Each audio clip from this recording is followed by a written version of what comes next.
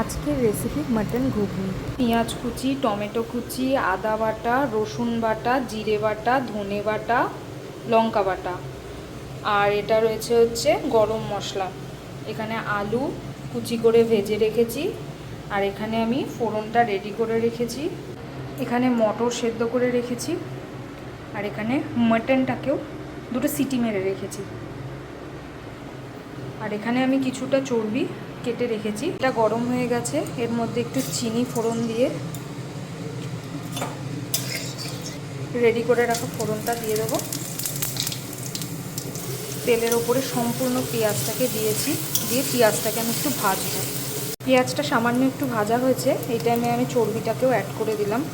পেঁয়াজটা চর্বিটা বেশ ভাজা হয়ে গিয়েছে, এখন আমি সেদ্ধ করে রাখা মাটনটা এর মধ্যে অ্যাড করে দিচ্ছি।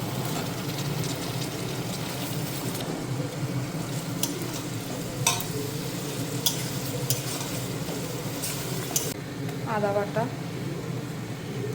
রসুন বাটা, জিরে আর ধনে বাটা, টমেটো কুচি,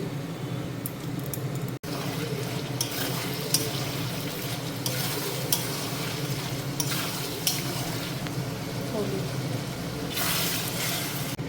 লঙ্কা পেস্ট, মটন সেদ্ধ স্টকটা দিয়ে এটাকে ফুটতে দেবো। এখন মাটনের স্টকটা শুকিয়ে তেল ছেড়ে দিয়েছে, মাটনটাও সেদ্ধ হয়ে গিয়েছে। আগে থেকে ভেজে রাখা আলুটা এখন দিয়ে দেব, কারণ আলুটা একদম সেদ্ধ হওয়া ছিল, তাই একটু পরেই দিলাম। মাটনটা পুরো কষানো হয়ে গেছে, সেদ্ধও হয়ে গেছে। এখন আমি মটরটাকে অ্যাড করে দেব।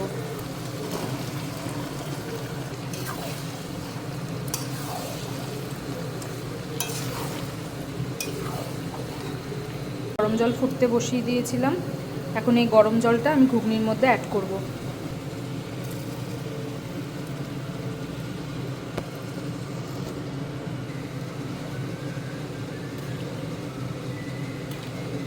সম্পূর্ণ রেডি, এখন আমি গরম মশলাটা এর মধ্যে দিয়ে দেবো, নেড়ে দেবো।